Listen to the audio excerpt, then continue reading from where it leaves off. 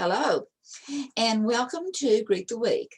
I am Mona Duncan, your host, and today's topic is remedial learning.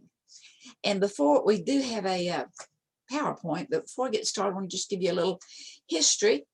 And to my two good friends, I think that this input will not take away from an upcoming interview that you're going to be conducting.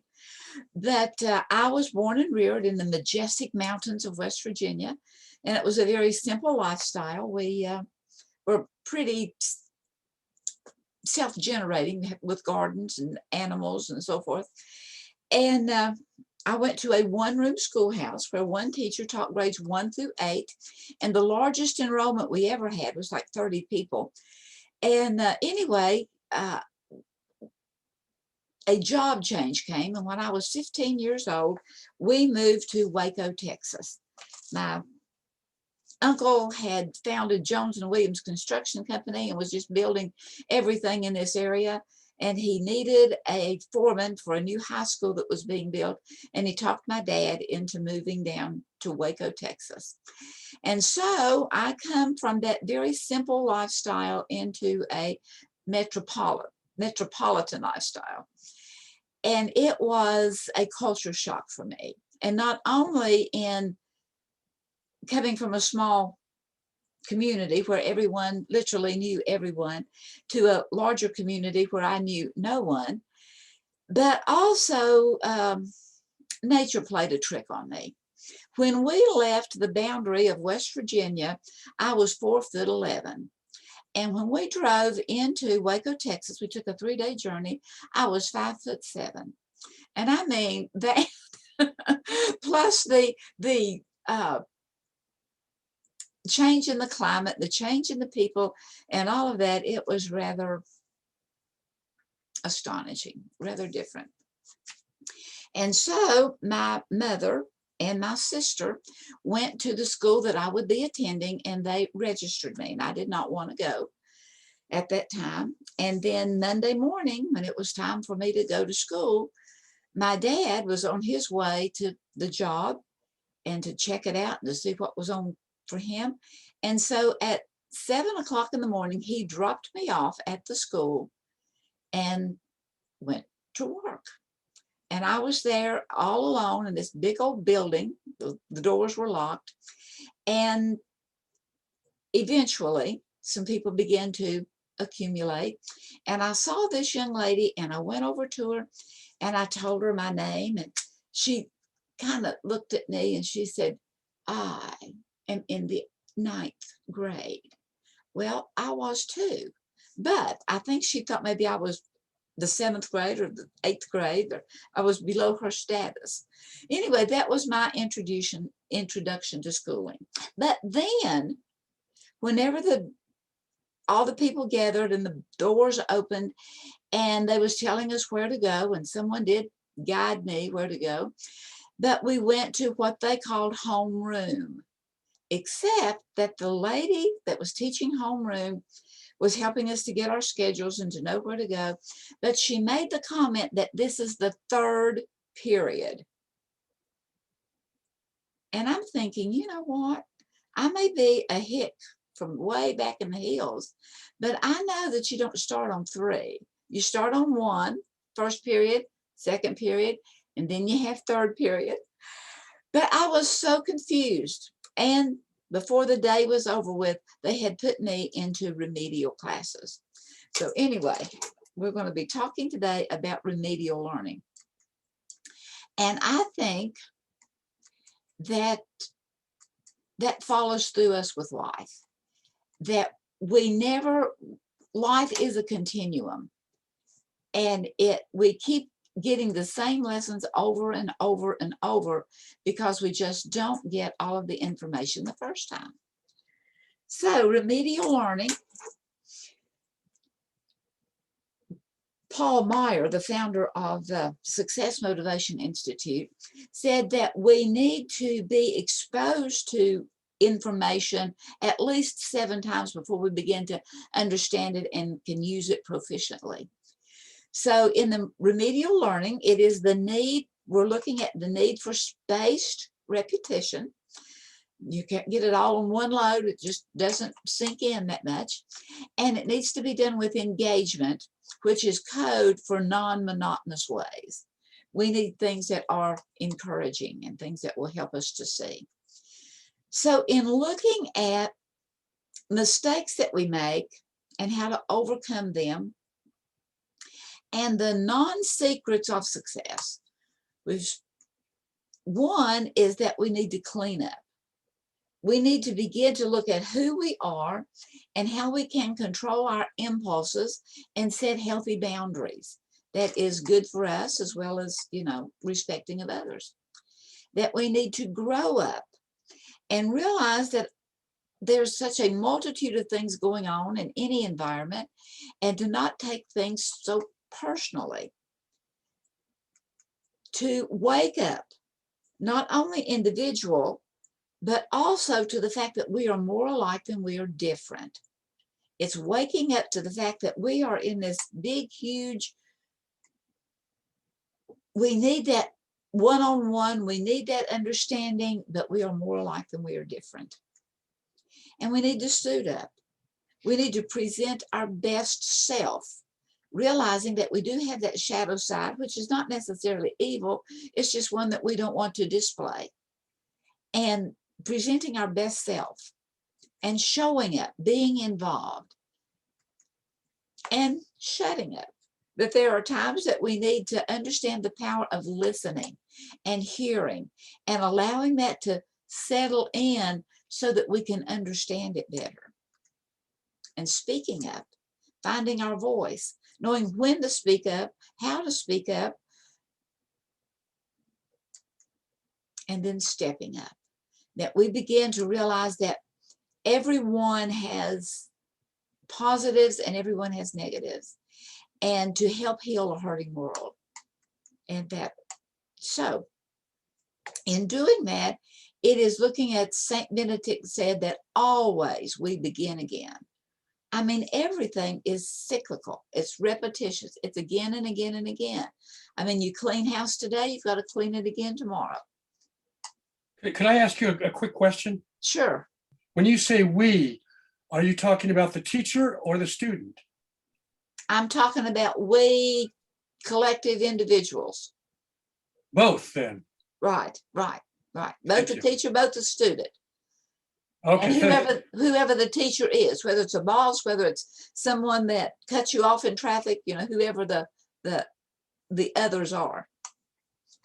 So always we begin again. I mean, we have 3 meals a day, and guess what? We even want snacks, and then we want more 3 meals tomorrow and 3 meals the next day.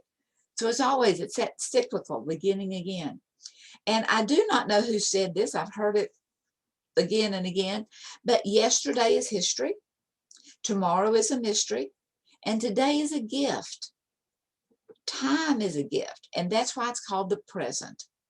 And as we see it as a present, something to be opened, something to be explored, something to be involved with, then it becomes more exciting, whether we are kind of scared or not.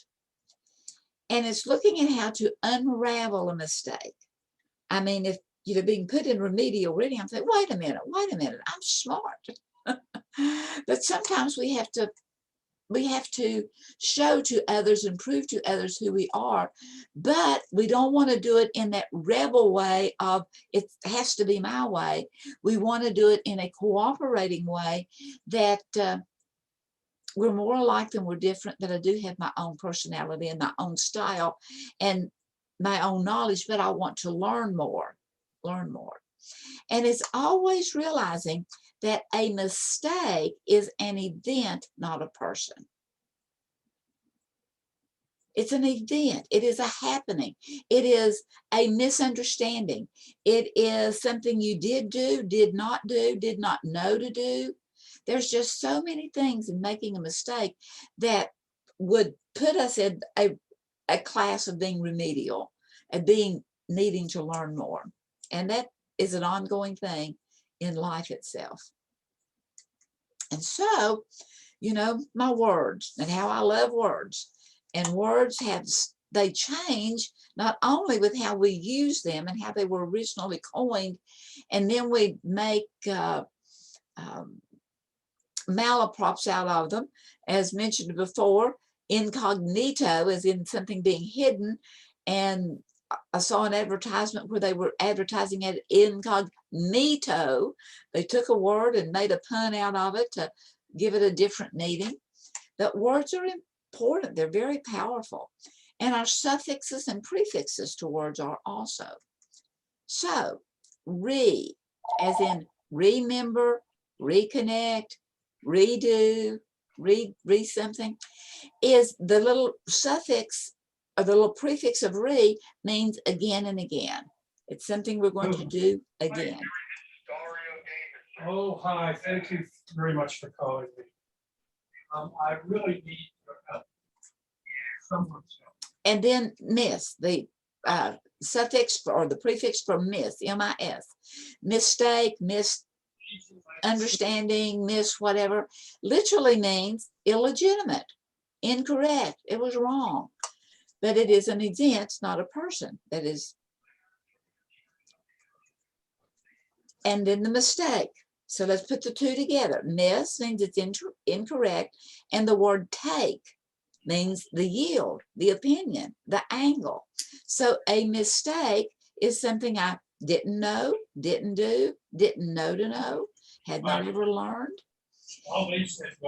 And so when we get to these remedial learnings, and after next year, they can't send everything. So I could stick with them. So whenever we begin to look at what needs to be corrected, we want to be bold. But in being bold, sometimes we turn right instead of left, but we are meeting traffic head on. I mean, it's just coming at us, and it's adding to, and it's becoming more and more complex. Or we can handle it by simply. And simply, it's as simple as undoing that mistake, that incorrection, that yield. It's as simple as turning left instead of right, where we can go with the flow.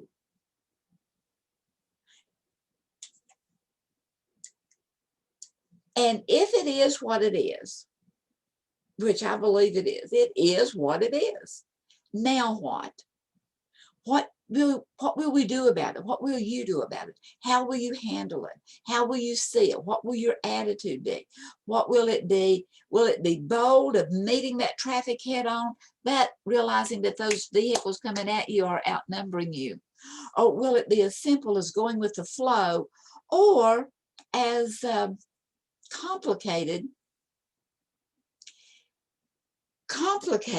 versus complex?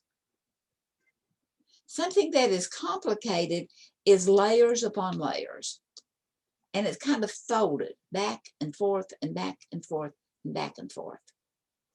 And that in going back and forth, that folding can kind of get twisted or turned. But when we look at complex is switching over, bringing down and under and back, and then everything is connected together, and to try to fix it is more than just the simplicity of turning around and doing something different. It becomes a whole disengagement. So here's some wisdom from Eleanor Roosevelt. Looking at being assigned as a remedial person or making an error, Eleanor Roosevelt says no one can make you feel inferior, because often in those situations we begin to think or feel or that we're less than, not enough, not worthy. But none of those circumstances, regardless of how egregious it was, none of those things can make you not be true to yourself unless they can't take your own say-so away from you. But keep that say-so in a way that is engaging rather than one that is in rebelling. So it's looking at when there has been an attack, not to attack back. Because we are always giving and receiving energy. It's just automatic. We get in touch with someone, we're giving, whether that is nature, whether that is, I mean, go outside, you get a new energy from what you have from being inside. Have your pet or your animal come around. There's an energy exchange there. We're always giving and receiving energy. And then what are you going to take and what are you going to leave? So if someone is giving negative energy, as in the girl that looked at me and says, I am in the 9th grade. And I took it as being a put down. So are we going to receive it, or how are we going to take it, or what are we going to leave?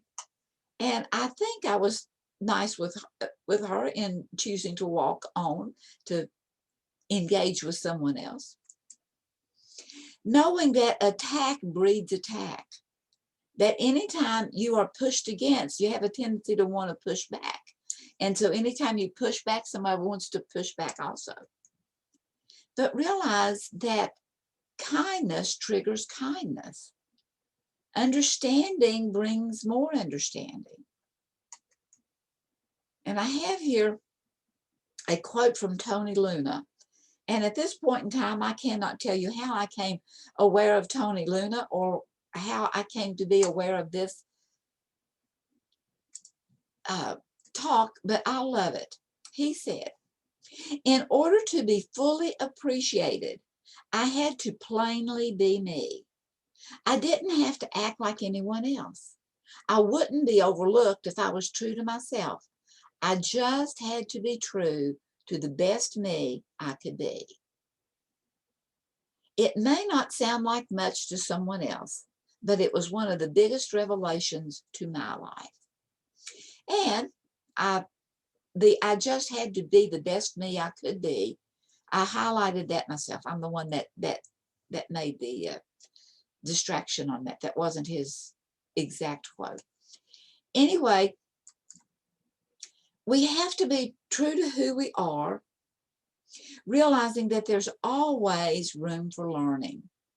There's always room for growing. There's always room for a deeper way of seeing something. Which takes me to this little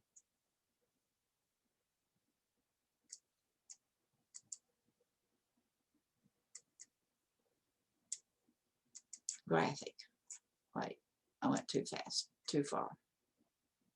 Looking at the degrees of perception. There are, well, first of all, psychologists tell us that there are only 2 true emotions. And it's love, all the way up to agape love, that loves in spite of, not because of. And the other one, only the 2 true emotions, is fear, and that is that we're unlovable and won't fit in. But somewhere between those extremes, there are all kinds of degrees of errors and perception, between truth and illusion, between love and fear, between peace and war, between connectedness and separation. And it is looking at those degrees and how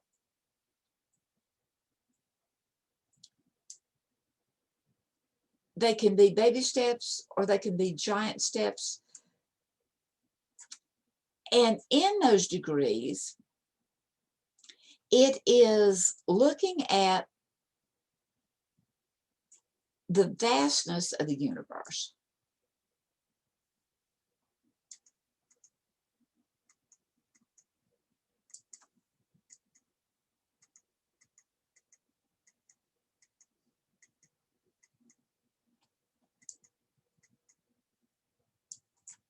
So, to expand, and I'm not only talking about the universes in the world that's pictured here, I'm talking about the universes in all the galaxies and so forth that's out there that we don't even know about, that they're continuing to reproduce. But As we begin to learn, and we know that 2 sticks plus 2 sticks equals 4 sticks. Yay! Yay! You know, we get an A, we get a pat on the back. But then it becomes a little more complicated. 2 oranges plus 2 apples plus 2 bananas, what does that equal? I can't say it equals 6 oranges because they don't automatically switch out like they're not the same thing. They're two different. And so, depending on how we see things, our perception and our amount of error, but maybe one answer would be that it becomes fruit, different types of fruit, 6 items that altogether they are fruit. But we could come up with something like, you know, incognito. We could come up with something entirely different. And then also in our learning, there are some exacts that is necessary to learn for logic, as in whatever country we're in, whatever community we're in, whatever language we speak, there are certain words we need to learn. There's a certain alphabet, the ABCs, the 1, 2, 3s, that we need to learn so that we can begin to logically see things, as in crossword puzzles and as in Sudoku. And they have exact answers, and that's necessary for logic. But then there are so many things that are complicated and complex. And we already looked at that the complicated is that there's a lot of folds, and they can be folded this way or folded that way. But the complex is taking things and joining them together and then twisting them inside out and trying to fix them. And they're so complex, it takes a lot more ways to see something in order for it to bring truth and love and peace and wholeness.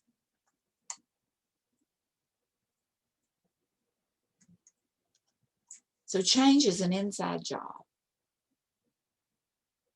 And it's inside us as to our thinking, our seeing, our wisdom heart, the choices that we make, what our say-so is, as we begin to see who we are and whether we want to keep that because it is bringing into our life more truth, more peace, more connectedness than it is otherwise.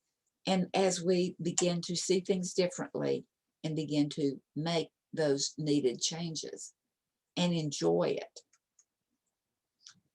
And so here's some steps, looking at 6 steps to specific steps to overcome the misstep.